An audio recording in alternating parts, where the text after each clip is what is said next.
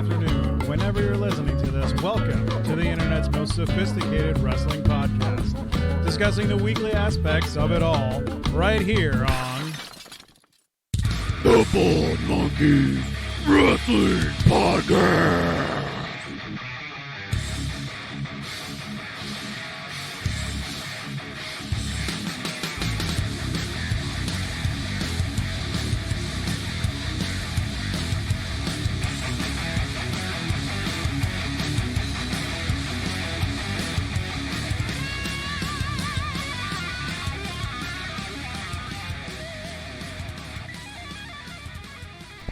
Welcome, ladies and gentlemen, to the Bald Monkeys Wrestling Podcast, and I would like to start out by doing a little exercise with Christopher and Captain Chuckles. I am, of course, Big Baby Jimmy. Welcome. And this is what I want from you, boys. I want you to tell me one thing that the WWE did well this week, and there's one stipulation. And I'll let people go first so somebody can steal the easy win. Only one person can talk about anything from NXT. So, there you go. So, who wants to go first? I'll go first, and I won't take the NXT. And you guys might not agree with this, but I'm actually going to take the revisiting of The Fiend torturing Seth Rollins. It obviously ended really poorly in the pay-per-view, but getting right back to Seth Rollins being tortured by the Fiend, I think works. It was a little clunky. I think I know what they were trying to do, but I like the Fiend chasing people, and this is the whole reason why he shouldn't have won the title. And I like that they're going right back to it because I think the Fiend is the best thing they have going right now, and they need to just lean on that hard. Did you hear that awkward moment where, like, it seemed like Seth Rollins' music started playing and he was getting booed, and then everybody screamed "Burn it down," and then he started getting booed again? Like, whoo, there's still this like animosity there, and if you never thought this would happen in your life, really, Roman Reigns didn't really get booed that much. They have switched places. Roman Reigns is officially Seth Rollins, and Seth Rollins is now the new Roman Reigns. And who knew that Fiend can do that? When you have a match that like completely like frustrates and annoys, more than half of the WWE watching universe, I mean, that's going to happen really quickly. And I don't like Reigns, but like lately, he hasn't really been that annoying. This is true. But yeah, we'll get to that. Okay, Chuck. Give me something positive. Give me some positivity, sir. I'm gonna go back to Monday Night Raw, and I'm going with just a simple announcement. And that announcement is my boys, the Viking Raiders, getting a shot for the titles this Monday, which I love. And finally, it is happening. It's about a month too late, but it's finally happening, and I love it.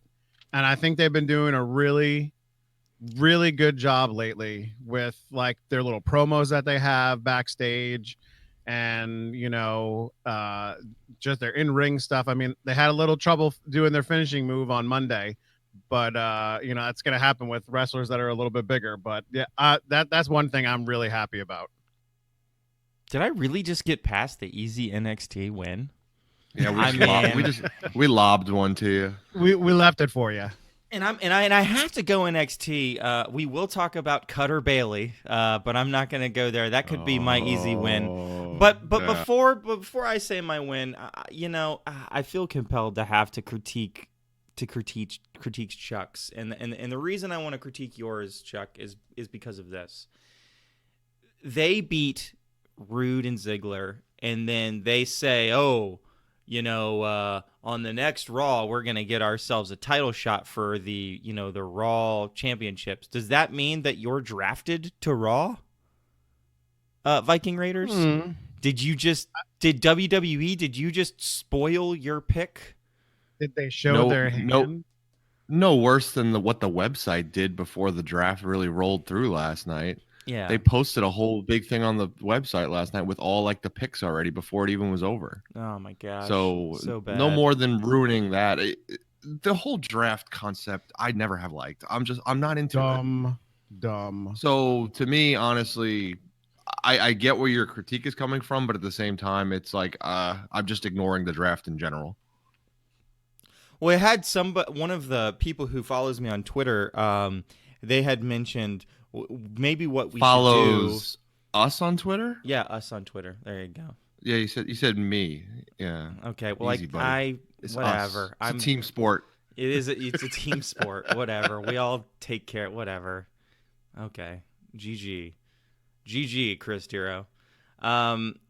So they said, maybe the best idea would just be to strip every single title and then to run like different tournaments to figure out who gets the title. And I was like, I like that. That's the simplest, I best love that. idea that you could possibly have for a draft. And it would make a draft exciting because it's just like, okay, hey, the draft has started. Everybody loses their titles, period. It doesn't mean, we all know that everybody's going to end up with probably the same titles. You're going to have the same 4 people vying for the same 4 titles. We're not idiots, but at least you add a little bit of excitement to it instead of being like, oh, hey, Brock Lesnar's the WWE champion. He's probably getting drafted to Fox. That's not a prediction. That's a spoiler, by the way. Boo. Yeah. Yeah. No, that's true, though. It is a spoiler. Is that not going to happen? But No, it's going to happen. But yeah. Those are the obvious ones, right? Yeah. Where the belts are, who the belts, unless they're going to do some weird flips where they do like double drafts or trades or something. Yeah. They mentioned trades last night, so you should expect something ridiculous.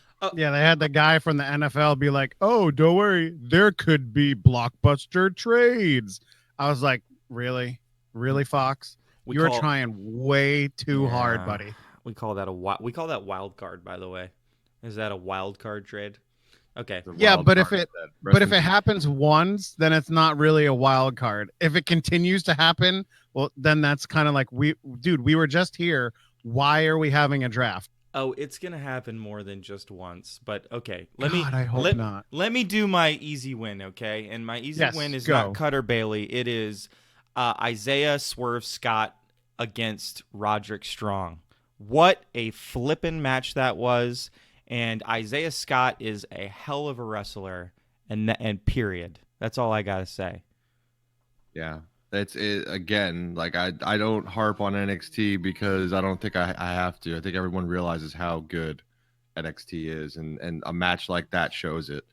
And we were in this little Wednesday night wars, but I'm sorry, when you put on matches like that on NXT, they're always going to be strong. They're always going to be one of my favorite things to watch every week. That noise coming through my mic was my phone buzzing and the boss telling us he's not going to make it. So. No boss today. No boss. No boss on TV on SmackDown. No boss on this podcast. Yes. Yeah. And he could have talked about Cutter Bayley. So maybe we just don't talk about Cutter Bayley. Maybe we missed our opportunity. But the one thing I would like to compare the Isaiah Scott thing to is the Grimes thing. And what I consider to be how you build somebody and how you don't build somebody. And I'm not really buying the whole Grimes stuff. Like, I don't find you interesting. Why should I care about you, Grimes? But Scott put you in a really good match and have you just have a good match against somebody who's already a very well-developed wrestler, a very good wrestler. And I care a little bit more, a little faster. Like when you're trying to build that talent up. Again, it goes back to when we talk about the main roster stuff and not liking, squash matches too much, or not liking somebody who just goes through and just like wrecks somebody really quickly. Like that works for like maybe a match, but then you want to see competitive matches to help build that character. I don't have as much issue with Grimes doing that because I feel like they're building his character, they're building his persona, and it's obvious that they brought Dane out to basically just put something in front of him. You know, right now Grimes is running through his opponents, and Dane's probably going to come out and say, "You think you can run through people? Come try to run through me." So I think it's a good way to build up a wrestler that a lot of people don't know. Because how many people really know Grimes from TNA, from Impact? I don't think a lot. I think Probably not. some deeper wrestling fans, and I don't get his character right now. It's kind of weird. Is he like a Western guy with a top hat? Like what is it, what kind of persona is he really being yet? Like I know he was kind of like gritty and stuff in Impact, but this character right now is kind of just off to me. But it's developing, so I'm okay with it because that's what you should be doing on NXT. Don't just have the big names wrestle. That's what we argue about every week, right? Let other guys get on there. Don't even show guys like Gargano. Don't even show guys, like Velveteen every single week. Now, the last couple of weeks, they're building storylines that need those guys to at least do promos. So I think that's why I have little issue with it. Yeah, that's why. But I think that's why I emphasize Isaiah Scott, because he's not necessarily going to be super known. I don't know that he's like a super name on NXT either, but he showed out very well this week. Grimes to me comes off like a happy-go-lucky cowboy. I don't know. That's like, I just look at him and I'm like, man, your whole persona doesn't like do anything for me. Like it's just kind of like, meh. Well, if you watched him in Impact, he was working with Helms for a while, and he was like one of the Helms boys, like trained the Helms dynasty. So that was his niche there in Impact. He really didn't have a character. He was just, black trunks and came out and he's a little crazy and does some pretty cool stuff, and that's his character. So they need to find something for him because I don't think he's got enough in-ring talent to just be him. Yeah, he definitely has some cool moves and he definitely has some ability, but his character needs a lot of work for me to get on the train there. But here, you know what? I'll make this argument. So we have been watching NXT for a long time, and we were watching Velveteen Dream before he was big, like at house shows, every once in a while in a squash match or something. But when he was developing that character, I don't know if we were all sold originally, but the more he did it, the more he found his groove with it, we were in. And obviously he's the most over character they have, besides, the Fiend or some of the other, things they got going. I'm trying to think of what else they got going right now. Maybe Finn Balor, still pretty big. There's some other characters too, but I think if you give it time, they need to find their groove. They need to find their niche. And sometimes something that we think originally isn't working ends up working really well. I mean, this Shorty Gable thing is ridiculous, right? But part of me is like, you know what? Let's see where it goes. I love Gable as a wrestler. He's a great wrestler. If you want to call him Shorty Gable, and obviously I love King Corbin, let's see where it goes. And it's a character that at first you're just shaking your head at, like this is the best creative they can come up with. But I think a long time ago, a lot of wrestlers, I think Jericho even talked about this.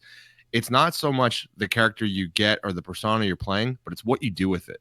It's what you do with the writing you're given. There's bad writing. Oh, 100% there's bad writing. Rocky Maivia, there's bad writing. Shockmaster, there's bad writing. Hey! Now, don't hate on the glittered stormtrooper helmet. I don't hate on the glittered stormtrooper helmet. I hate on the character coming through a wall and falling on his face. Well, okay, awesome. Yeah, because that's the scripted part of it. It's impossible to know whether the Shockmaster was a bad idea or not, because the second he tripped, it was over. You really think the Shockmaster was ever going to work? Probably not. But hey, we don't know that. We don't know that though. But back to my point. My point is, it's what these guys do with what they're given. Sometimes they're given crap and they have to make something out of it. And The Rock was always amazing at that. Stone Cold, made his own way. Mankind made his own. A lot of these guys just figured out whatever they were given, and they turned it into something that was gold. So maybe Grimes can figure something out, and maybe all of a sudden later on he's Cutter Grimes and he can hang out with Cutter Bayley. Cutter Grimes. We're just gonna layer this podcast with Cutter Bayley. Yes, because it's so important. So okay, so here's my main gripe, and oh my goodness gracious, it has to do specifically with the draft. So I feel like as a wrestling fan, to truly enjoy wrestling, you as a fan enter the kayfabe zone as much as wrestlers do. You know, so there's this suspension of disbelief. You know what I mean? I believe in some way that the Fiend is real when the Fiend is on, because it's a storyline that I support, that I find entertaining, right? It's no difference from watching a television show, right? Right. Getting lost in what you're watching, getting lost in the developed storyline, the developed world that they're creating. So WWE and Fox, and I guess by proxy USA, because this is more a Fox thing than anything. Are you? Oh man, are we touching on what I think we're touching on? I understand why you would want to do a draft, and I would understand if you sat down at a table and you tried to talk about, well, what are the things that we like seeing in drafts the most? Oh, we like seeing the war room, and we like seeing that them react as the picks get made, and we like. Well, I would say in real sports, I didn't. Maybe. When I'm saying in real sports, maybe, Really? maybe. Well, here's the thing. Okay, so I've got two of them, right? So I'm going to cover the first one before I cover the war rooms. So the one that seemed like an easy win, the one that you see in these drafts all the time, is person gets picked and then said person walks out. And that was an easy win kind of opportunity sometimes, like having somebody win, and then you have the people who get picked maybe walk out and like to a pop, or maybe one of the people that gets picked come out to a pop. That seems like an easy win, and let me workshop it even more to make it really work. Okay, don't have the Fiend get picked in the very first round. Save him to get picked in the last round, and instead of having Stephanie McMahon making the picks, have a bunch of random legends making picks, and then pick a legend that you want Bray Wyatt to attack at the very end of the show, and the very last person picked is Bray Wyatt, and then Bray Wyatt attacks that legend. Easy win, easy spot that people will love. Yeah, and to your point, like you create all these different moments of pop, for the live crowd, for the show, and they normally do that. Like they normally do that in the draft, where they come out and they put the shirt on or whatever. Like this is one of the first times I don't remember them ever not doing it, unless it's like later round draft picks, where it's guys that you wouldn't expect to really care about as much. So again, you're right. Easy win that they just missed. So now. Okay. Oh, go ahead. Jim. No. Go ahead, because I'm getting ready to rant. Okay. Before the rant, I had a quick question. Isn't Drew McIntyre still injured? Not according to the draft, I guess, last night, because obviously there was other guys that they, quote unquote, say were injured, but I don't know that it matters if he's injured or not. Because even was Samoa Joe in the pool last night? No, because he was one of the the commentators, which I actually liked. Like I enjoyed Joe on the desk talking about different wrestlers and really breaking that wall of being the bad guy and talking about how good and ruthless some guys are, even the guys that maybe he was going up against. So But I'm pretty sure, according to WWE.com, Samoa Joe is in the pool for Monday. Yeah. Right. And that's what I mean. Like, it's like, just because McIntyre was injured doesn't disqualify him from being drafted. Now, him getting drafted that high was interesting. Weird. Obviously, they got big plans for him. But does anybody feel like there was just no surprises last night with the draft? Like, what Like normally the draft has some kind of surprise, some kind of like, wow, really, that person. And other than Drew McIntyre, I don't know that I was surprised. I mean, I don't think there were surprises like, oh wow, I forgot about so and so. I think it was like, what? Lacey Evans? Really? That? The Lucha House Party? Really? That? I was kind of like, by the way, SmackDown, I'm looking at their roster and I mean, they have to get much better because they suck right now.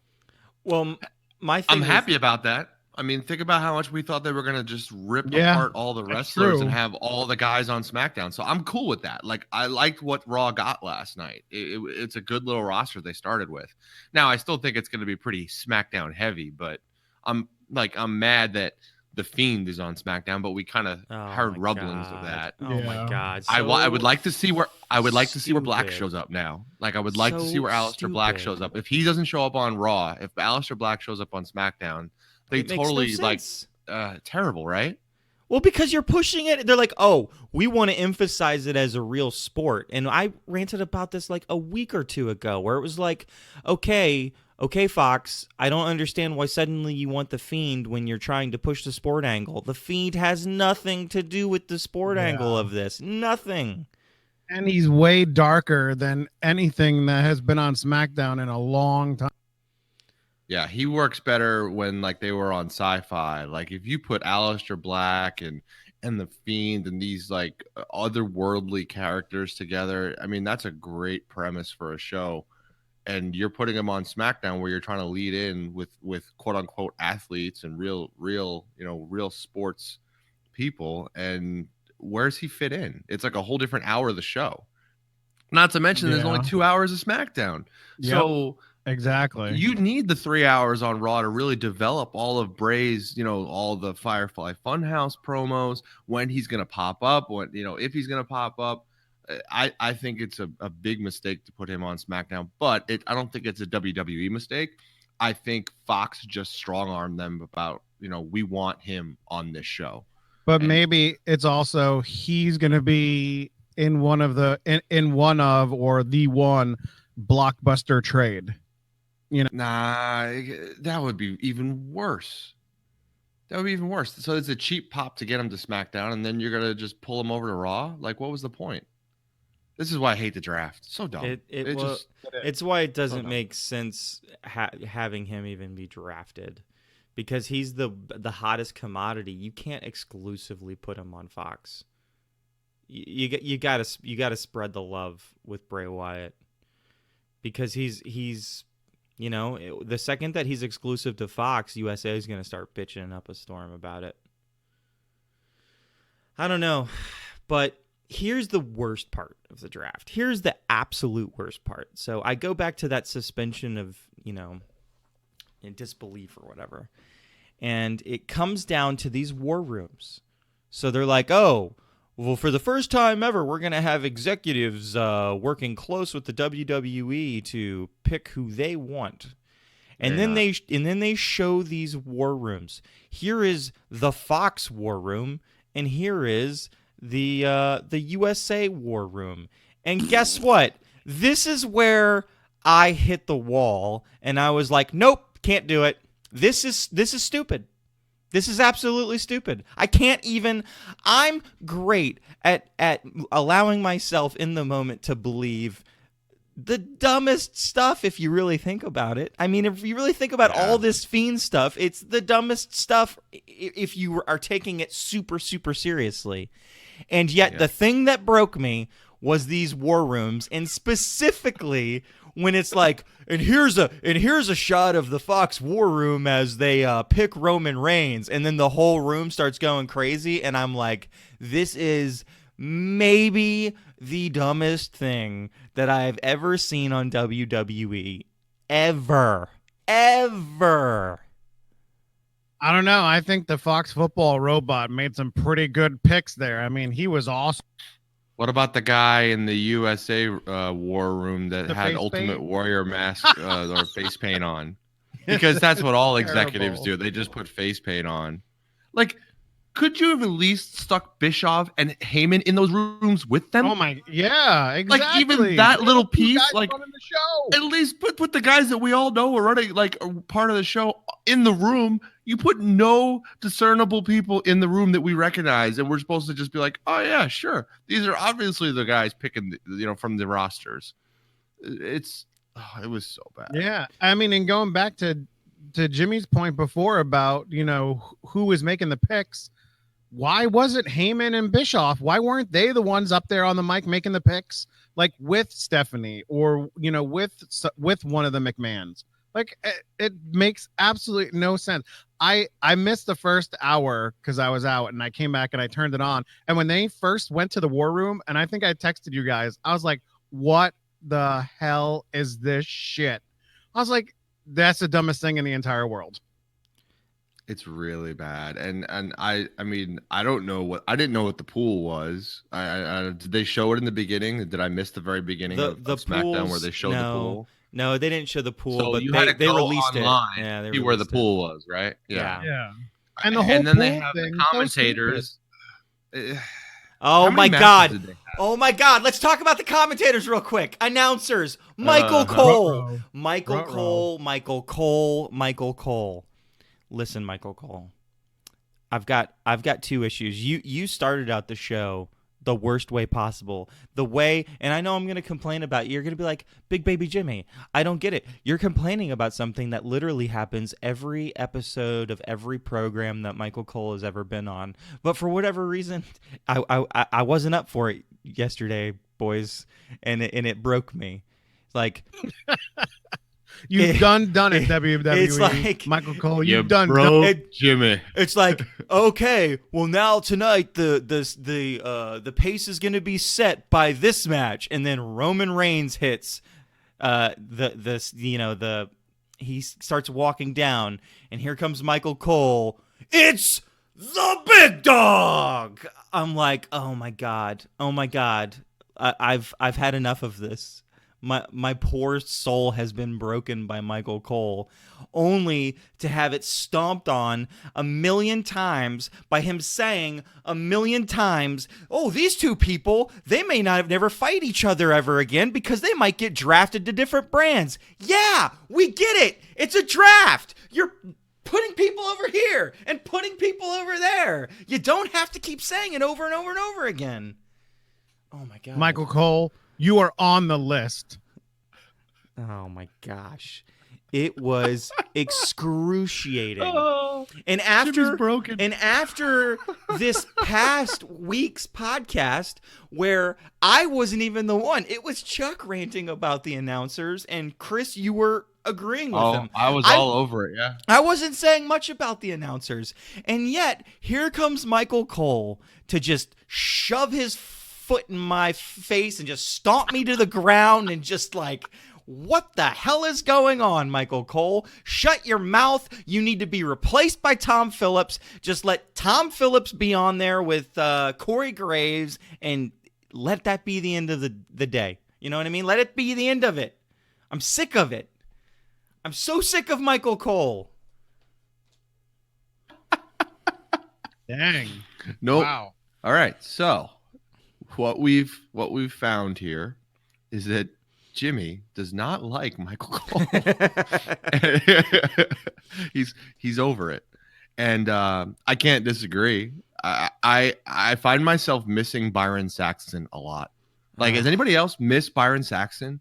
Like, of all the announcers that we lost, of all the combinations that they've done, I want to give props to Byron Saxton. Like, I feel like he's the modern day Jerry Lawler. Like, Byron Saxton says stupid stuff. Byron Saxton is goofy, and he's always like big on the New Day or says stupid. But you know what? He plays that perfect part, and they're missing that right now. Graves needs somebody to beat down. Yeah. And Michael Cole isn't it. Yeah, Michael Cole, he still gets it a little bit from Graves, but even when Graves was giving it to Renee, it still wasn't as good. You need Graves and Byron Saxton. I feel like that's the perfect combination, and they're missing it. You need that 3-person unit, because you got to have like the straight man kind of that, delivers, most of the blow by blow stuff. Then you have to have the guy who is the negative Nelly on the block and is always like rooting for the bad guys and is always going against what typical WWE universe kind of thinks. And then you got to have the person who is the funny one that throws in the stupid comments, that throws in the funny stuff. Just having two people, it kind of doesn't work. I don't get why they went with 2 on SmackDown, yet we have 3 everywhere else, because Fox strong-armed them into saying we want a 2-person desk. Like, I understand Fox is giving them a ton of money, but WWE, man, like, do your own thing. Like, if you're going to let the network run this, then what's the point of even owning the company? Just sell off to Fox. Like, I don't get why are you trusting Fox to run your company when you've been running it for how many years now? Yeah, you've had bad years and good years, whatever, but I just don't understand it. And I hope they make a change soon. I hope this is temporary. Yeah, it's weird. I miss Byron Saxton. I miss him.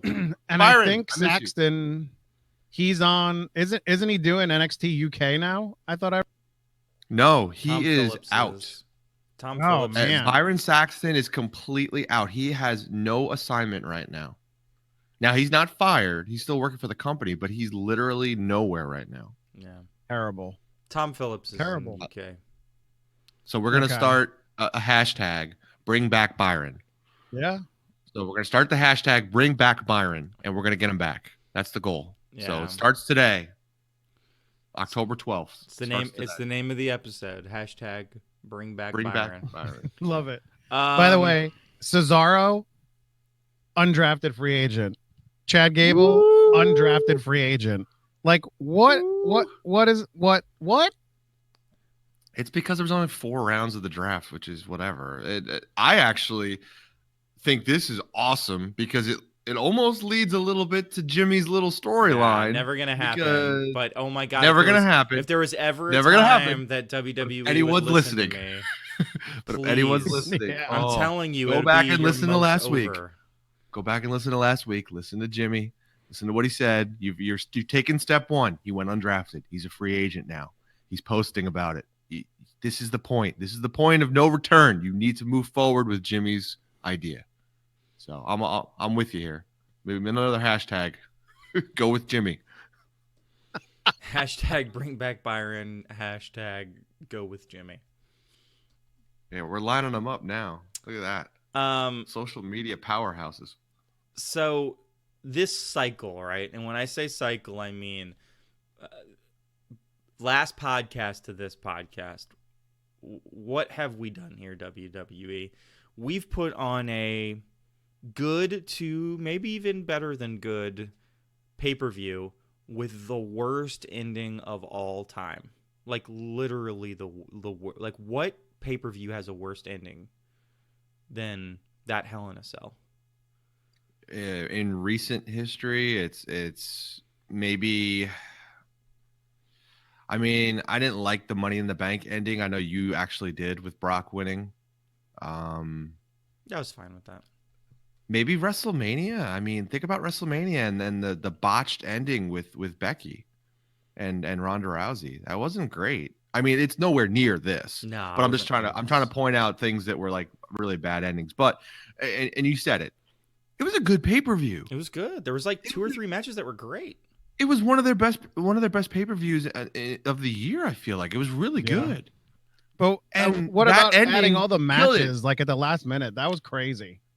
That was I was I fine don't- with that. I mean, it was. No, what I'm it not. was. I'm not because Yeah. I hate that. I hate when you just create a storyline by saying, I don't like you. I don't like you. We're going to have a match. Like, that's not a storyline.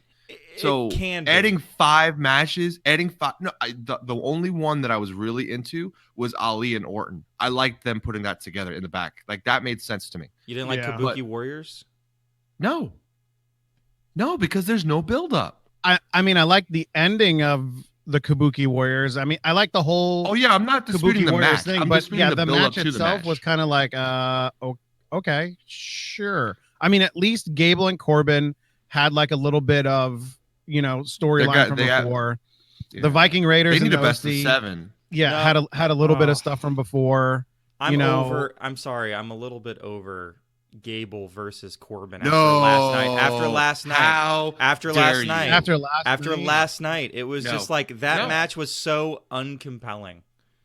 No. Why should I care after last night? Because it's King. I know he Corbin. could face anybody. It's King Corbin. He could face anybody. I'd be excited about him facing anybody else. Bend the knee to King Corbin. I want King Corbin to face me. You and me, Baron Corbin. Okay, in so- the ring. Oh, Let's go, buddy. We have a challenge. I'm putting it out Captain there. Chuckles versus King Corbin Okay. for the crown. Final For name. the crown. Final name of the episode. # bring back Byron. # go with Jimmy. # bend the knee. Bend the knee, man. Bend the knee. Never. I have no issue with that match. I have no issue with that match for this reason. They are building a feud with those two, and it's good. And it can go back and forth, and they're going to have great matches. They're going to have good matches. They're going to have Building a flops. feud. What are you talking about building a feud? It's already a feud. Building a feud. You can't build a feud that's already a feud. It's a feud. They're still building it. It could have been over, dude. Like, what are you talking about? It's building a feud. They're continuing a feud. They're not building it. Building it implies that it Building it isn't up? there.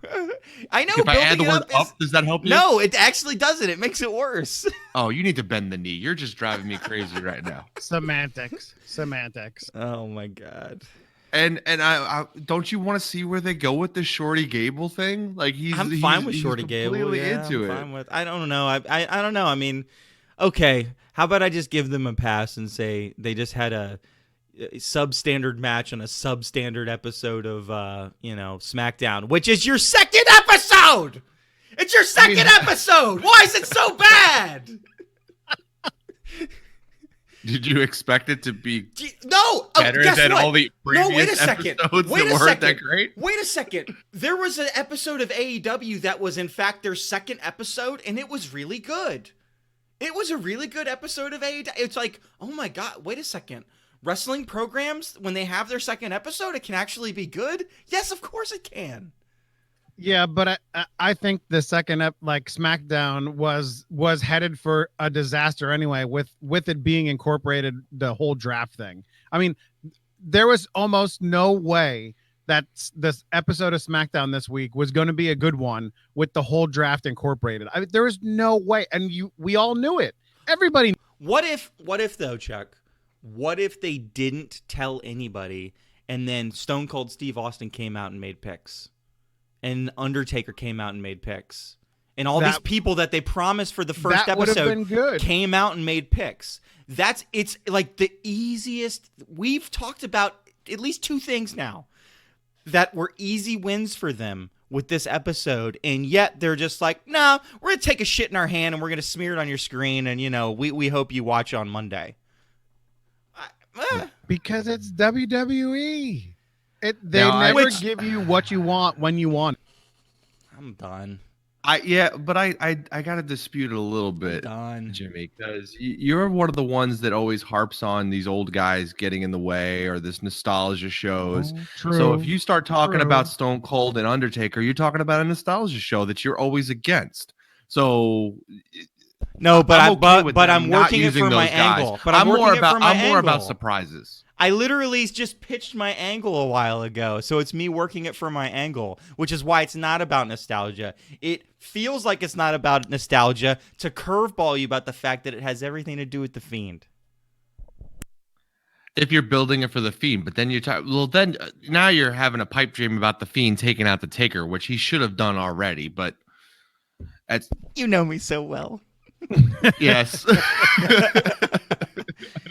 Yes. Yes. That's obviously where you would go with that. But that being said, I just think they lost where the draft was in the first few drafts that we had years ago. The crazy twists and turns that the draft used to have, where you never knew who was going to end up getting picked. You could double pick somebody. I think Cena got picked like 3 times once, or guys came back. That's a draft. That's interesting. That's pop. That's surprising. Last night was none of that.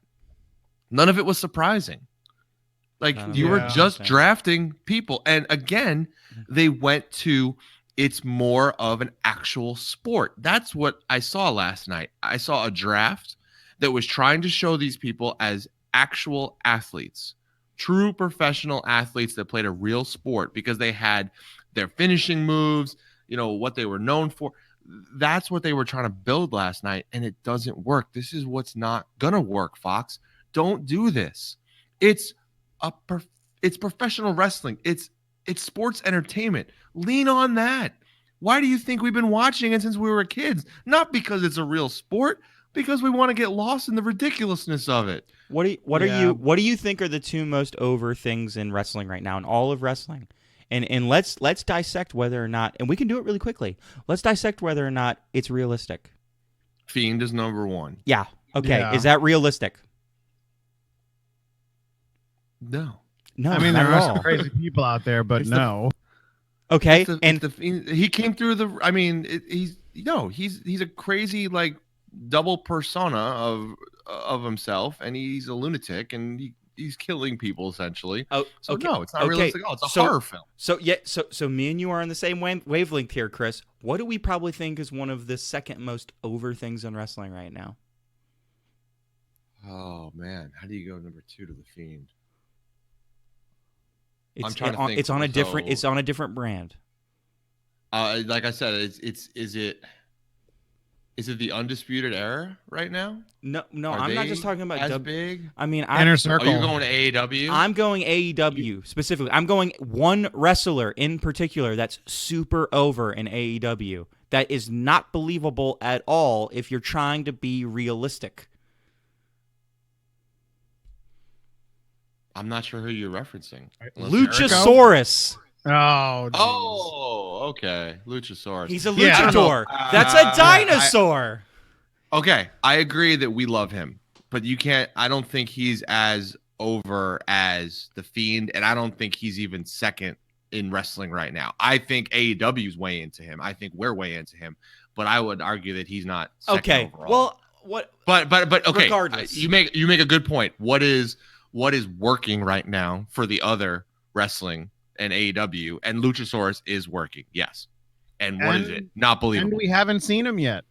I know. 2 episodes in, and we haven't no mention of him at all, except on the graphic of the tag team tournament. He was on Dark, wasn't he? He's going to be Well, on Dark this week Yeah, for sure. but Or I Didn't they mean, have a on the- six-man on the tag where regular he was on. Yeah, he was on a 6-man tag on Dark last week. Yeah. Go watch him if you haven't watched him and you're listening and you're just learning about Luchasaurus. Go watch Luchasaurus. He is a dinosaur. He is and he's but he's amazing. He's a great wrestler. amazing. He's the size of Braun Strowman height, but he has moves like Kalisto. That's probably the best example I give it for WWE fans. I mean, for what they're trying to pitch on Fox, like, I guess I get the Cain Velasquez stuff. He speaks great English, by the way. He's actually very good at speaking English. Just for anybody who didn't know that, when he was speaking Spanish last night and Rey Mysterio was talking for him, unnecessary.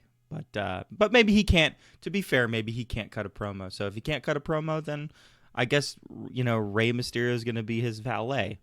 Oh, which brings us to the topic that Chuck was talking about last week. Whatever happened to valets and managers? yeah, and that was just a random thought that I've been having. Is like, what happened? And like, what sparked it to come out was during the first episode of AEW, like when Brandy came out with Cody, and it was like, oh, here is like, I mean, yeah, they're married, but here's my manager, my valet, my person here. Yeah, the WWE, I mean, they had Lana and Rusev for a little while, but as a whole, like just the regular manager, like Mr. Fuji, like that, it's all gone. I mean, the only one you really have is Heyman. That's really it. I think it's because Vince doesn't like it. Well, screw you, Vince. Do you think Vince doesn't like it? I mean, why wouldn't they be doing it? I don't know. I mean, It's because they have 9,000 wrestlers, and 8,000 of them never wrestle, so they don't have any money for like some little lackey to come down to the ring with some. But they have that. I mean, they have. There's a guy coming up at NXT right now who's specifically a manager. You had Leo Rush being a valet for Bobby Lashley for a while. We've had some. Terrible as a he was as a perfect. manager.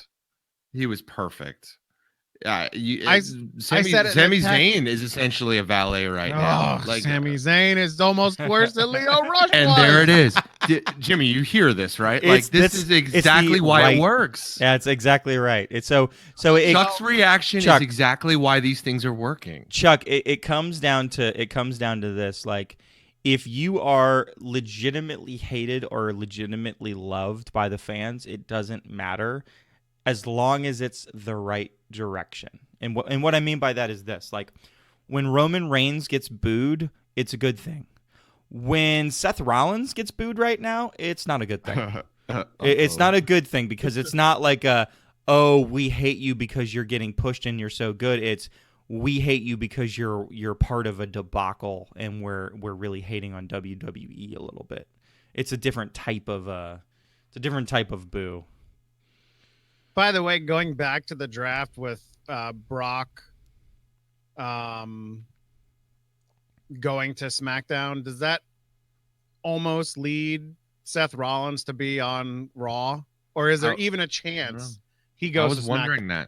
I was wondering that last night, because I'm like, are the champions like not able to be drafted? Is that what we're doing? Are they in the pools? Like, are they going to be in the pools on Raw? I didn't look. They're in the pool for according to the website. So if they're really going to keep everybody separate, you have to draft or trade, obviously, the Fiend. You have to draft Rollins to SmackDown, because you have to continue this storyline. You can't just end it. It's got to keep going. You got to lean in. I understand the ending was bad, but you got to lean in at this point and just keep going with it. It's a good storyline. Just torturing Seth Rollins is a great storyline with the Fiend. But if you're going to separate them now and just move on, it makes that ending even worse at Hell in the Cell. It's like the women's tag team and how much I've complained about that this year. Every time you move the titles or make a move or make a move in a storyline, if there's not an end game, then what was the point of the turn you just took? You took a turn by taking it off the Iconics, and it didn't even make sense because they were finally hitting their groove with cheating. You gave it to Bliss and Cross, and you're trying to build up the Kabuki Warriors to take it. Now they have it. Where are we going with this? Like, I'm cool with the Kabuki Warriors winning it. I love Asuka being a little heelish and them being heelish right now. But it's like, where's the face tag team in the women's division? Do we have one? I think they're trying to make Bliss and Cross be it. I mean, it seems like what the push has been. And but that's so unbelievable. Move. Like, from where they were before, from like what their character development was, like, for them to all of a sudden go the other way, it's like, really? So name for me a true face on any of the shows right now, Raw or SmackDown. Who is a true women's? Oh, you're talking about women. No. Oh, sorry, women. I'm women. We're giving women some support right now. So the women's division. Give me a true face in the women's division right now. Maybe the way that they've spun Carmella right now. She's pretty much a face, I would say. So Carmella is the one face you have. Natalia's gone back and forth a little bit, man. Like, she really has. But lately with this thing with Evans, I would say, for the last month or two, Natalya is the big show of the women's division. She can come out as a face and leave as a heel in a match. Like, and it can happen week to week. She just plays the part, whatever they need. I can antagonize you a little bit. Go for it. Dana Brooke. I was just thinking that, but I was like, but who cares about Dana Brooke? Does she still wrestle for WWE? I haven't seen her in a while. Oh my gosh, shut up. But so my point. There really is none. You're right. Too. Why are we turning every woman into a heel right now? Candice LeRae? Like, I'm I said Raw, SmackDown. Yes, Okay. I agree. NXT is keeping it true still. They're good, but Raw and SmackDown, it's like every single women's wrestler on the roster, on the main rosters, they don't have. There's this weird blurred line where they're just all leaning towards heel, and then Bayley is now Cutter Bayley. Becky is obviously this faced heel that did the term that you've created, Jimmy. Then you got Charlotte, who is a heel, but everybody kind of likes the fact that she's a heel, so we're good with it. Sasha's a heel again. Ember Lacey Moon. Evans is a heel. Ember Moon. Fire and Okay. Desire. Ember Moon. There you go. Ember Moon, maybe Yeah. Ember Moon. But so now you're talking about just one or two women's wrestlers in the whole division, and you have 0 in the tag teams that are faces, because I don't believe Cross and Bliss as faces. To me, they're still Ditto. just one spot away from being heels. So I don't get it. I don't get what they're doing with the women's division. And I will say, they have the stronger women than AEW, and they need to showcase that more. But they're just throwing it away, man. Like, I loved what they did in NXT on that first show when they opened up with the women. And it was great. Like, keep leaning on that. Lean on what you can do better. That's what AEW is doing right now. By the way, Rhea Ripley's a beast. Oh, I knew you loved that. I Rhea loved Ripley that is fucking match. leaning into that character. Woo. Oh man, that was good stuff. So that's my rant about the women's tag team and the women's division this week. So I don't have a hashtag for that, but You guys want to talk about something Hashtag really positive? pre-missed. You want to talk about something really positive for a change? Yes, please. We need some positive Okay. in this podcast. And I quote, "We the people sucks and it's dead and buried. It was a stupid idea from bad creative." Oh my Love God, it. Chris Jericho, you are amazing. Love the promo. Don't necessarily believe it 100%, but I think it was perfect. We the people was good for a while. Let's not lie. We the Yeah, People it was fun and good, for a but while. the crowd ate his it up. promo to crush it, love it. Yeah. And then I loved when, he started talking bad about Cody Rhodes and he's like, "I'm going to beat the shit out of him." And then it really kind of tore the crowd in half. And like you had people supporting Cody and then people supporting him. And then he won everybody back over when he's like, "Then we're going to walk the streets of Baltimore and have a little bit of the bubbly." A little bit of the bubbly. Yeah. And they just ate that up too. So Chuck, I'm gonna call you out. So you in the text crap. chat said you said you loved the ending of AEW, right? Like the chaos ending of Dynamite this week. Was that Yes. true? You said you liked the ending. I had an issue with it. Like, the lights went out and Cody's in the ring. Why'd the lights go out and Cody show up in the ring? Is he otherworldly? Is he the Undertaker or the Fiend? He's an executive so he can say, "Hey, turn the lights on. I'm going to go out there real quick." Yeah, he can do whatever he wants. But like, does anybody else have an issue with that? Like, I was kind of like, okay. Dramatic effect. It doesn't bother me that much. It happens. Dramatic effect could just be Cody's music hitting him, stepping onto the top of the stairs there, and just standing there, and then running into the ring. I don't need the lights to go out, him to show up in the ring. Like, where'd he come from? Like, he came from the back.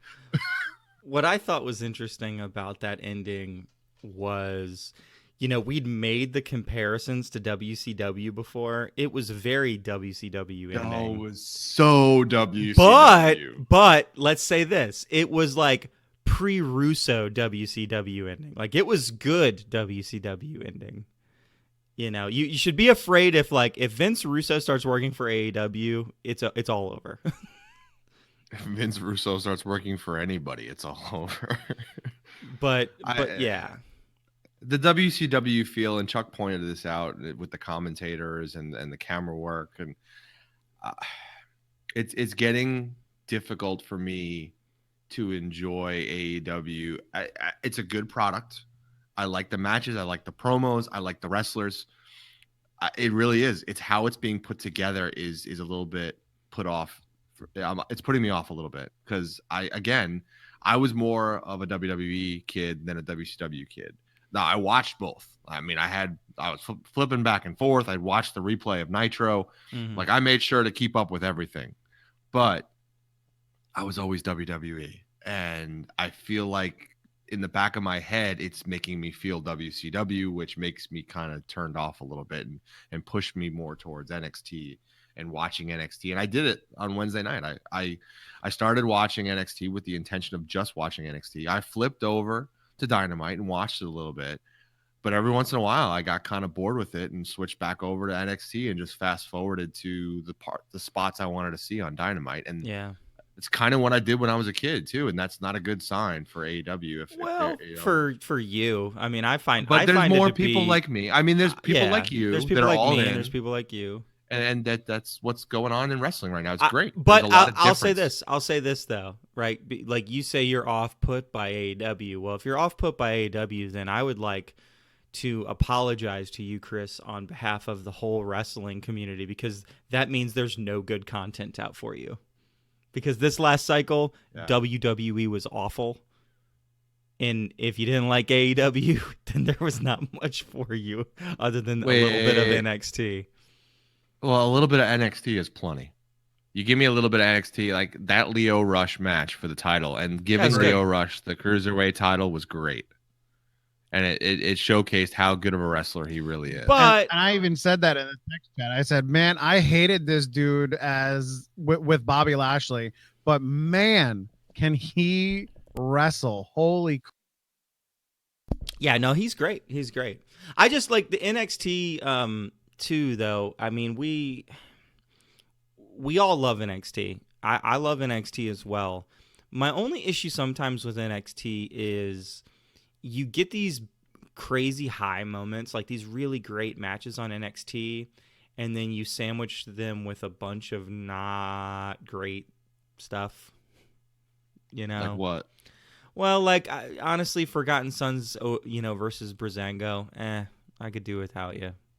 Okay, but I mean, Again, the Grimes, I'm the Grimes stuff we talked about. I mean, I understand you've already defended some of this stuff. I'm just saying it's the same. I'm coming the same angle that you're coming with AEW. It's like I don't really find this compelling. Like it's not worth me watching. But isn't that what you asked for when you were talking about what they should do every week? Like not, switch people up, show different people, showcase different wrestlers, don't have everybody there every week. I mean, it's basically what we've pitched for a while now. It's not NXT is doing it. It's not a question of switching people up. It's also a question of doing it the right way, though. So that's where I had issues with the Grimes stuff versus you maybe not having issues with the Grimes stuff. Like I thought they did a better job of building the Isaiah Scott angle than they did of doing the Grimes angle by just having a really good wrestling match. But I think Swerve has enough of a following and he's got enough of in-ring stuff that they didn't need to build this longer storyline for him. He's going to be over pretty quickly, I think, in NXT. So I think Grimes is going to take a little bit longer to kind of develop that character and that following where Swerve is there. You put him in a match with Roddy and they were perfect together.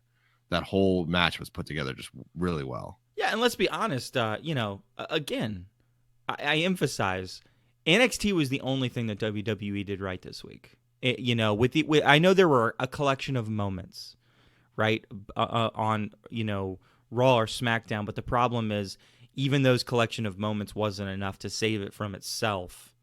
NXT is going to remain solid, I think. And one of the reasons for that is that they do care about stories. So I can appreciate that. Just because stories don't work for me sometimes. I don't know. Give me a week. I'll probably change my mind. You know what I mean?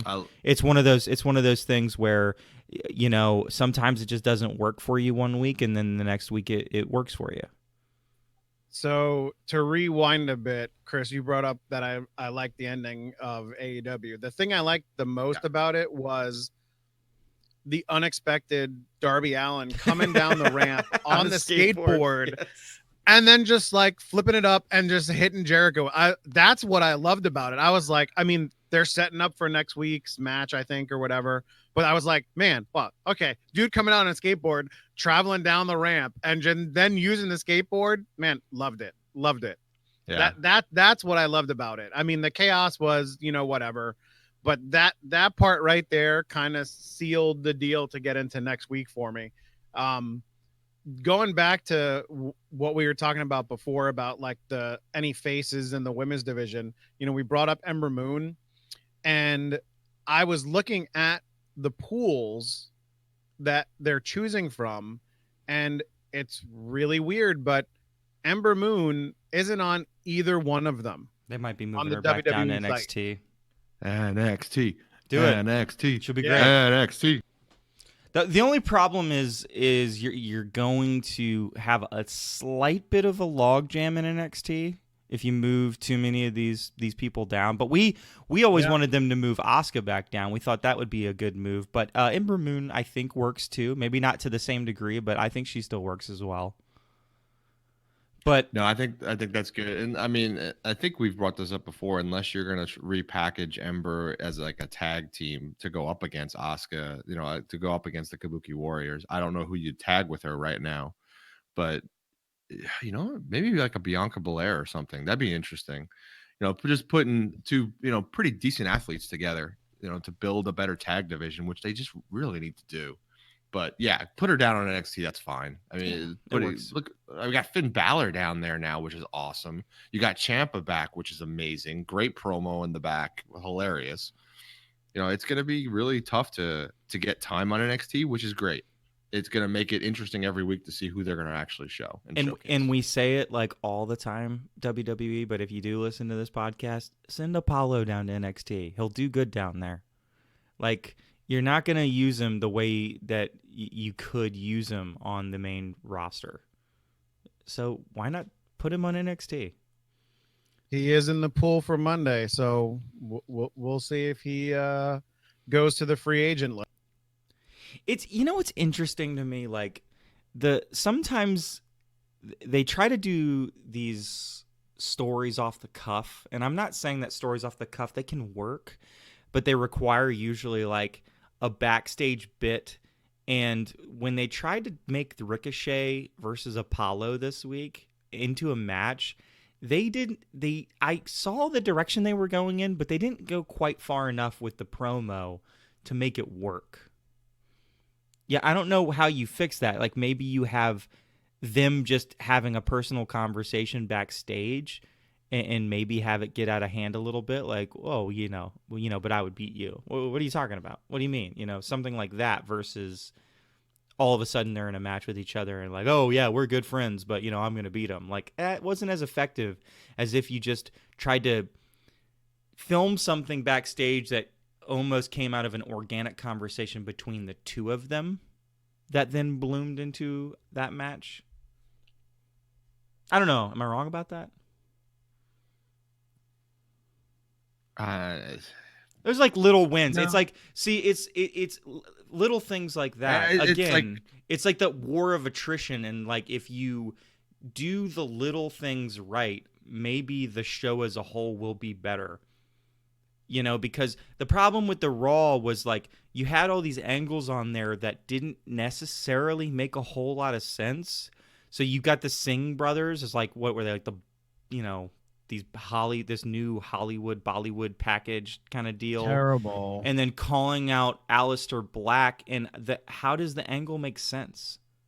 I just don't know that the angle makes a whole lot of sense, and that's why the story doesn't work. I mean, you can try to create a match on the day, last minute, but you have to have a concise, fluid promo that feeds into that just makes that work. Or you can also do it where you just put a really good match together, but then that match has to then tell a story. So I wasn't a huge fan of that Rollins-Reigns match yesterday, but the one thing I will say is it was actually kind of telling a story within the match a little bit, where they kind of go in there and, you know, they're grappling and they're wrestling a little bit.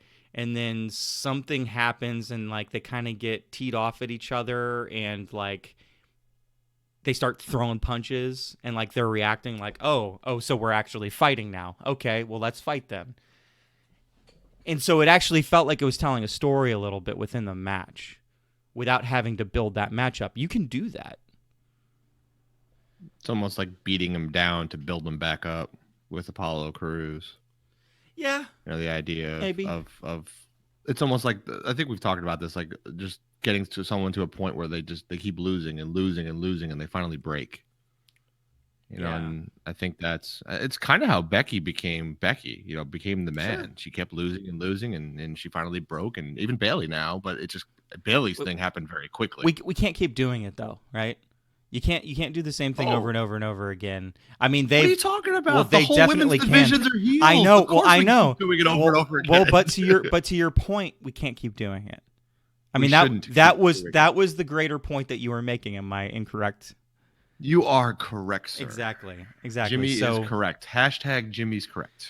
Now, I need to do a little bit of a shout out to this Rusev Lana Bobby Lashley angle again, because I think I had mentioned last week, this feels very Attitude Era to me, and they're still committed to it.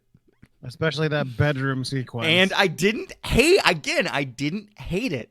It is a story that they're committed to and they're running with it. Like, they don't do that very often. So, hey, keep going, WWE. Yeah. And they're committed on like all angles of yes. it, like including social media.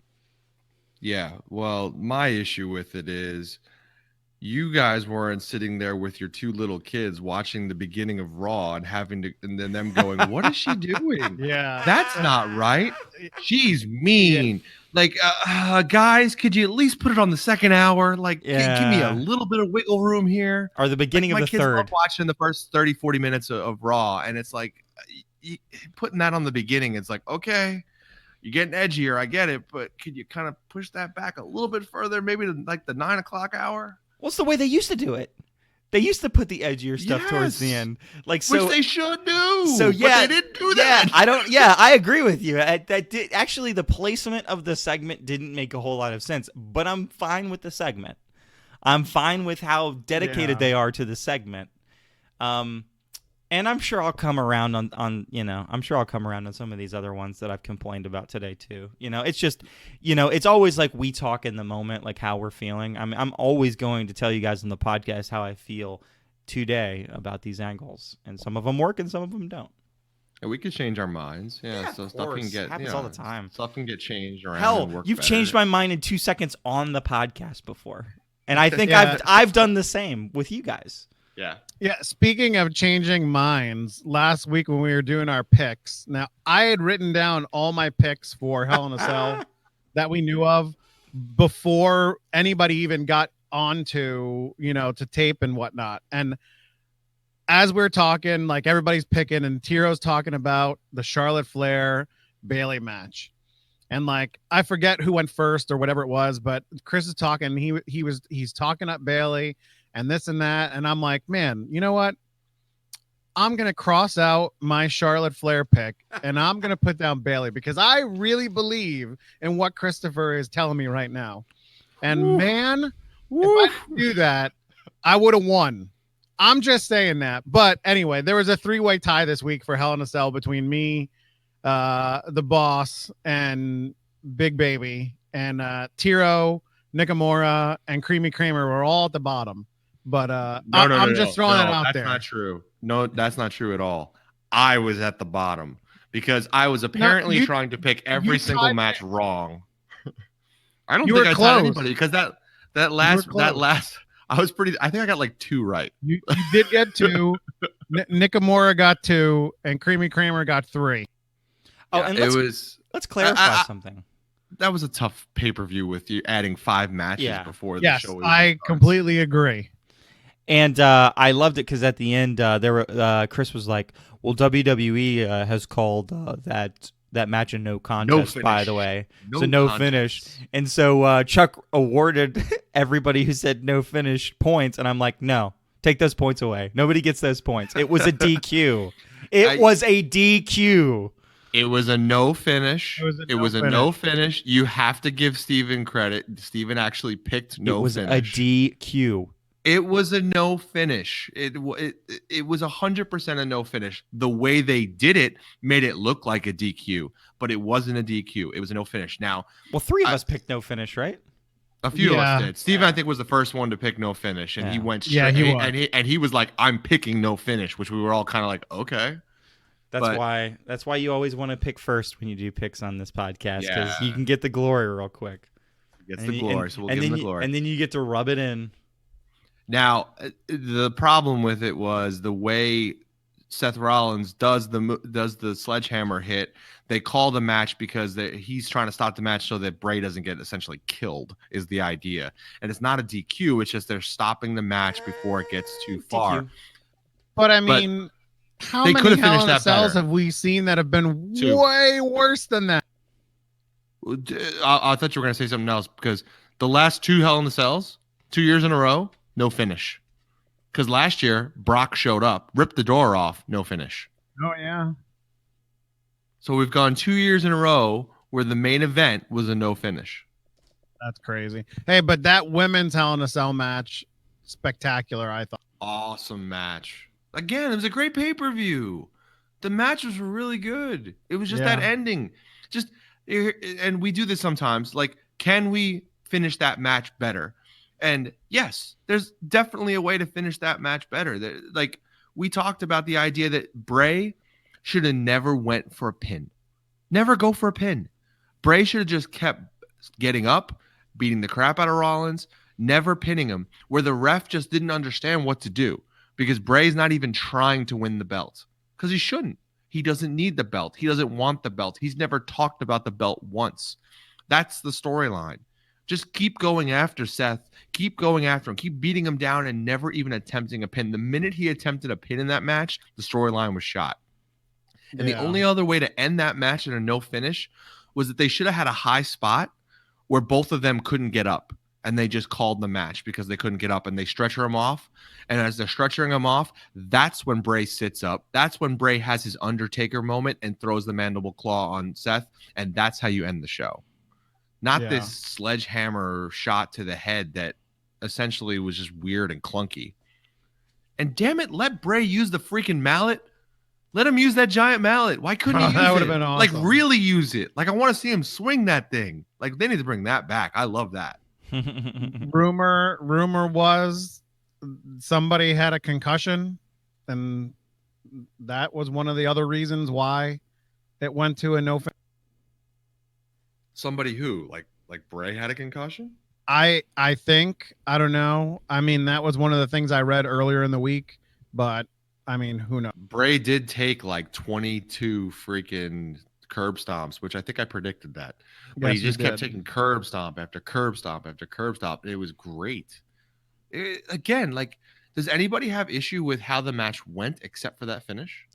I was Like, fine with it. I think it was good. I even liked. I think the whole pay-per-view. I even liked the crowd booing Rollins from the standpoint of it looked like he might actually win, and I was fine with that initial booing of him. I thought that was good for the story, like the crowd contributing to the goodness of the story, just making sure that it didn't finish that way. And it didn't finish that way, but I mean, obviously, you list out all the ways you can finish a pay-per-view badly, and they pick the worst one. Ooh, we want that one. Oh, that one looks good. Hey, go ahead. What if Seth actually beat down Bray and just kept hit him with the sledgehammer, and the ref called the match and awarded the match to Seth, that Bray couldn't continue? Would we have a big and then you still do the spot where Bray sits up, grabs him, he's spitting blood everywhere with the mandible claw, like still do everything exactly the same way, except change the way the ref calls it and the ref actually gets in and says, the Fiend can no longer continue. This match is then awarded to Seth Rollins. Would we have as big of an issue with this ending? Probably not. Yeah, I don't think so. And that's it. That one little tweak. And it's a question of like, who made the call to make it finish that way with just a no finish? Vince. You could do everything exactly the same way. Just announce that he cannot continue. And that's it. And award Seth the win. And I'm okay with that. Bray can take that loss. He still looks strong in that loss. Yeah. But then he looks even stronger coming out of it because he sits up and throws the mandible claw on him. I think that's why it's so frustrating. We know how it could have worked. And again, to your point, Jimmy, they picked the worst way to try to make it work. Yeah. But so going back to some good matches that we had this last week, I thought on AEW, Private Party versus the Young Bucks was a great match. And I loved the ending of having Private Party go on to the next round and the Young Bucks just kind of putting over Private Party to go. It's important. Great match. I mean, I think it's the right move entirely. I think we talked about Private Party. We didn't like the way the brackets were set up, but the way they were set up, it was like, you know what, let Private Party go over the Young Bucks, and the Young Bucks kind of pass it on to them and push them really hard. And they did. And it's great. I think Private Party's going to be one of their better tag teams that they have and going to be one of the crowd favorites next to maybe the Boy and His Dinosaur. A Boy and His Dinosaur. I know he's there. I know you love them, so they're great. They got a lot of good tag teams. They do. I loved the tag team wrestling chant during, I don't know if it was that match or whatever, on AEW. It's great to see tag team wrestling. It's great to see tag team wrestling getting a lot of focus on AEW right now, and they're doing it well where they're not like jamming it down our throats. They're spreading it out. They're doing this tournament every once in a while. It's not just one night of all tag team wrestling. They're giving different tag teams a chance. Best Friends, the Private Party. I mean, even the headliners and the Young Bucks, they're out there. They're still putting on a great match, but they don't have to go over, which is, it's good to see. It's well done. AEW wins, I think, in the tag team war right now. I think what's interesting about it too is when they emphasize how much records matter, and they actually show their records whenever these wrestlers come out. Yep. And now it's early, so of course all the records look ridiculous because it's always like 0-1, 1-0, you know. But that'll make sense as we go further. But like seeing the Young Bucks lose, then it's interesting, you know. Yeah, I think as a tag team now, they're like 1-3. Yeah. Well, what's Omega? Oh, like he's over. I don't think he's won. No, he's got one. Does he? He's got at least one. He beat what's the guy from OVW? Sema, thank you. Yeah. He beat Sema, but I don't think that counts on his record. I could be wrong about that. Why wouldn't it count on his record? I don't think it does. I could be wrong about that. I'd have to. Well, I'll see whenever he has a match. That's just not believable. So I'm confused now. I could be wrong about that though. I'm not sure when they started keeping the track of the record. That's the thing. They might have started. I don't know. I gotta double check with that because I know one of the things they've been pushing is Kenny Omega being on like this crazy losing streak. Well, they announced a match for next Wednesday, a big tag match with Omega and Hangman going up against Pac and Moxley. Oh, So that it'll be an is interesting going tag to match. explode. Yeah, it'll be an interesting tag match next week. Although I don't know how Hangman really factors into that necessarily. Pac. But with oh yeah, true. That from that angle, but I'm saying like the angle that they just built on AEW. I just changed Jimmy's mind with one word. I mean, I'm saying I understood it, but I'm saying like the current angle that they're pushing is away from Pac and Hangman. It was that kind of three-way kind of moment between Omega, Moxley, and Pac, where they kind of faced Moxley a little bit. And they threw Hangman to Hager a little bit. Looks Yeah. like that might be what we're getting next. They're building all types of stories in AEW. It's all over the place.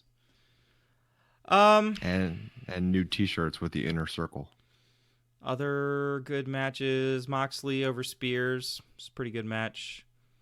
Darby Allin over Jimmy Havoc. That was a pretty good match. Pretty much everything on NXT was pretty good match. So Walter over Kushida, pretty good match. EST over Dakota Kai, Everybody loves Dakota Kai. She's fun, but she's a very independent, good wrestler, not a professional wrestler, right? Like, she's got a couple of spots that are interesting, but I just don't find her believable as a winner. Let's put it that way. New Day versus OC on SmackDown was an okay match. Anybody else find it weird that Kofi's kind of just like not even like they're just happy jumping around like nothing? They lost all of their belts. They lost all of their belts. Here's and it's like being ignored, right? Here's my problem, right? We're on Raw, and until almost the very end of it, we just refuse to even talk about The Fiend and what happened on the pay-per-view and how much of a travesty it was. But we're going to replay you 50 million times the travesty that was the Kofi Kingston spot. We're going to play that over and over and over and over again. And it was almost as unforgivable as the Fiend Seth Rollins stuff. Because for Christ's sake, at least let Kofi just get beat up for a couple minutes. Don't finish him with one finisher. Like, golly day. Kofi should have kicked out. Kofi should have kicked out to the F5 to show his resilience, to show that he wasn't going to give up. Brock should have choked him out, and Kofi should have went out cold, and that's how they should have ended Kofi's reign. Not one F5, 1, 2, 3 in 7 seconds. I agree. I mean, there's a plethora of different ways you could have finished that match, and it would have made it bearable. Yeah. I don't think any of us were surprised that Brock was winning that match. It was just how he did it was like, really? That's the respect you're giving to Kofi? All right. Yeah. Viking Raiders over Dolph and Rude. Also a good match for anybody listening who wants to go see a good match. Other than that, the only match that was pretty okay, if not good, is Cutter Bayley, which we haven't really spent like direct time on.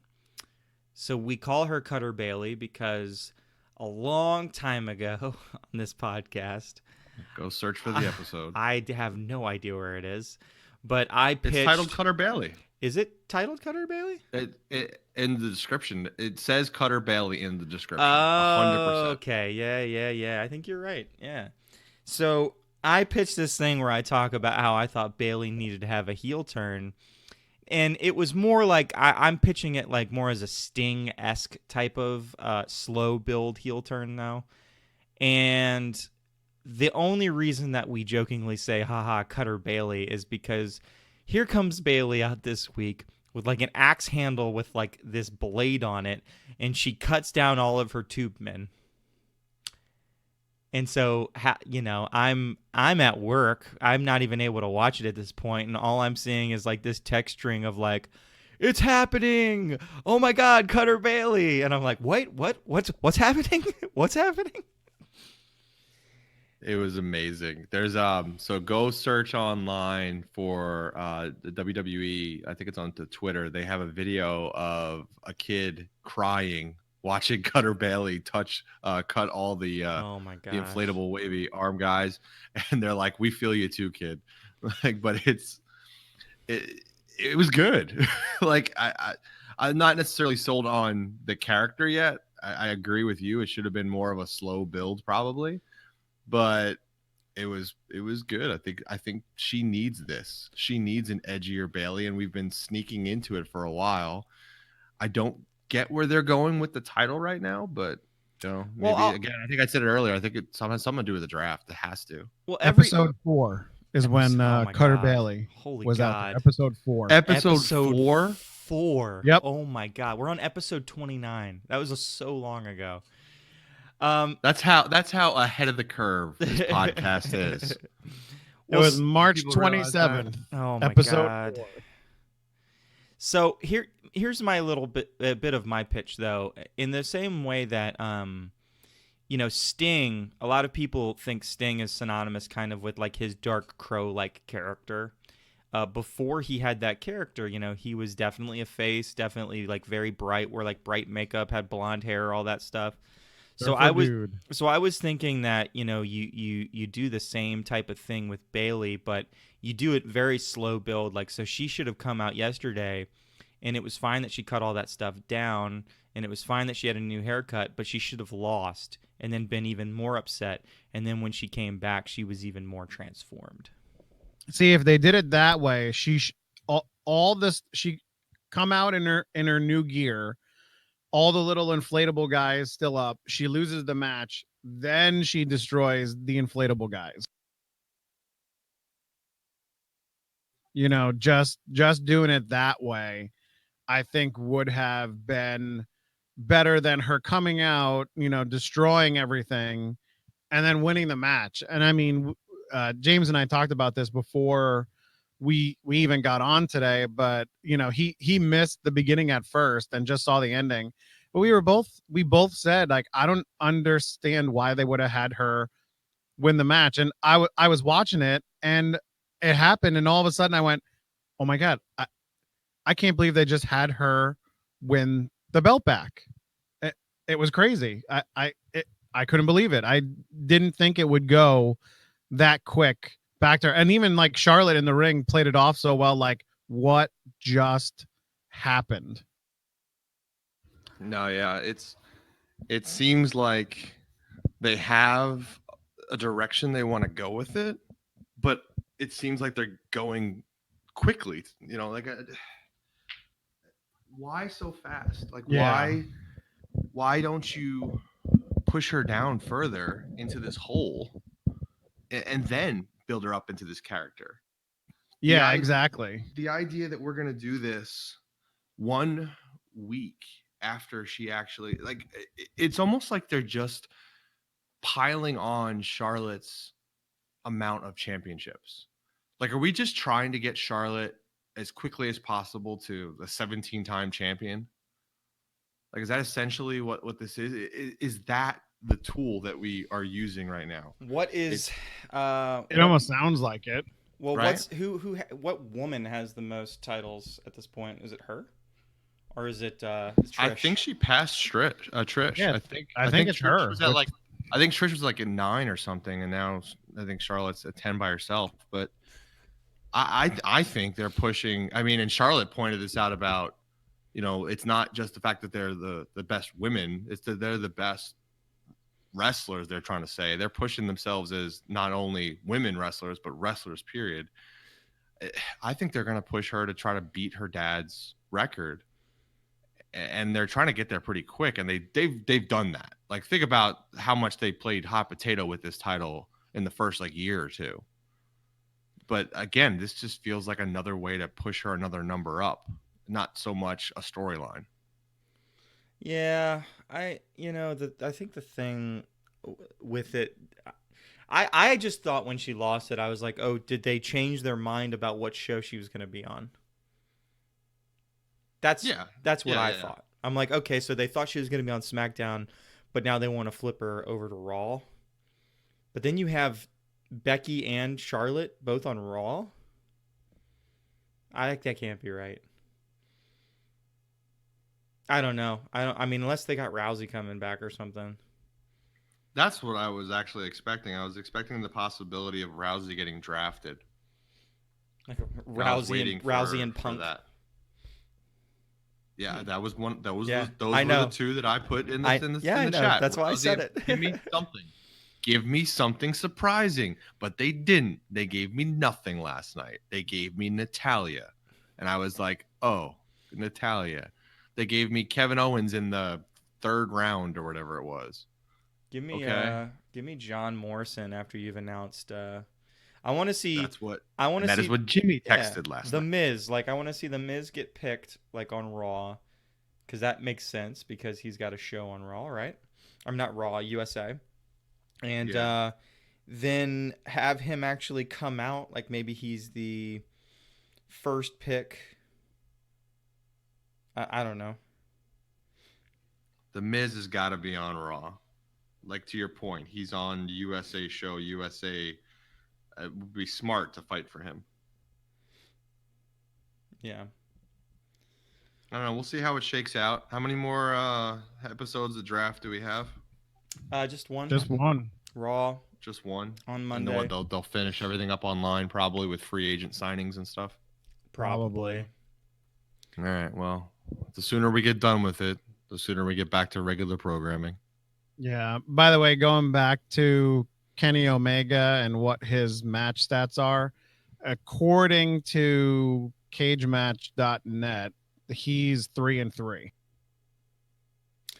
Yeah, I mean that. Yeah, I'm not sure what AEW, if AEW calls it that or not. I don't know. I need to see him in a match. They'll flash his stats the next time he walks down. Yeah. So I'm just not sure if they're keeping track of every single pay-per-view that they did before their show ever started as well. So I don't know, man. I don't know, but it doesn't keep me up at night. So we're getting ready to leave, but let's do a little bit of around the horn and see, what are we looking forward to? What are we hoping for? Or, what's something that we hope changes soon? Anything you want, boys. I think I'm going to focus on what they're going to be doing with 205 Live. They actually canceled 205 Live last week during the premiere, and then they got back on track this week. I don't want them to move away from the good wrestling that's been going on 205 Live. They need to get it back on there and keep the storylines going. There's a lot of back and forth with these guys on NXT now, which I love. I think we've talked about that again. Use 205 Live on NXT as another belt, as another division, and they've done that. They've actually changed the name of the cruiserweight title to the NXT cruiserweight title. So use 205 Live as a second show for NXT. I actually like that better. Oney Lorcan can jump around. Leo Rush can jump around.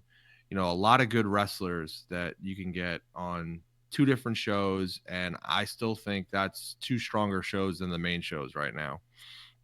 So I want 205 Live to continue and do well. I was always nervous about where it would end up through all this network stuff, and hopefully when the dust settles, it's still there, taping after SmackDown and airing every week. I'm actually looking forward to Wednesday night and seeing this Darby Allin Chris Jericho match. I'm hoping that the rest of the inner circle really doesn't interfere. Pretty much certain that Jericho is going to retain, but just to see Allin, get his chance in there, in the main event on Wednesday, to see what else he can really do, I think will be pretty awesome. That feels like a DQ ending. Like Yeah, Jericho is on the edge, almost about to lose, and he ends up just getting himself DQ'd. Either that or one of his posse comes in, yeah. Love the inner circle shirts, by the way. When I saw them, I was like, man, that's a really cool shirt. I like it. But that's not the shirt that you get. You get King Damn it. Corbin's shirt whenever it comes out. I want one. Never. Ooh, me. I want one too. Along with Chris, apparently. I guess it'll have to be buy a shirt, get a shirt for $1 type of a deal. And then you get the high quality expensive shirt, Chuck, and then Chris gets the $1 shirt. Because I don't like him, because I'm not friends with him. Bend the knee. Bend the knee. I guess what I'm looking forward to is, or what I'm hoping for is Raw USA Network, you have seen the debacle that Fox created for itself. Don't lean too heavily on this draft stuff. Don't lean too heavily on the draft stuff for Raw. I'm not saying that you shouldn't plug in who gets drafted where, but we don't need it to be like the Fox episode, because the Fox episode, quite frankly, sucked. It was very bad. You just had a pretty substandard episode of Raw. So let's go in there and let's, continue the stories we're pushing. I'm even fine with the bad ones. We're fine with, Lacey Evans, Natalia. I can't say I'm a huge fan of it, but at least you've been continuing on with it. Again, I always ask for that. That's all I ask for. Just continuing on with stories. But some of these ones that you've started to poke into, you might want to rethink them before you start pushing them.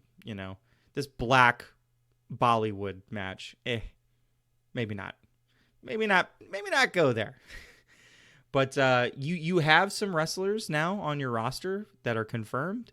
So let's start the new wave. Let's start building stories, and let's try to actually be competitive with AEW instead of gift wrapping them a week on the platter, because that's basically what this week was.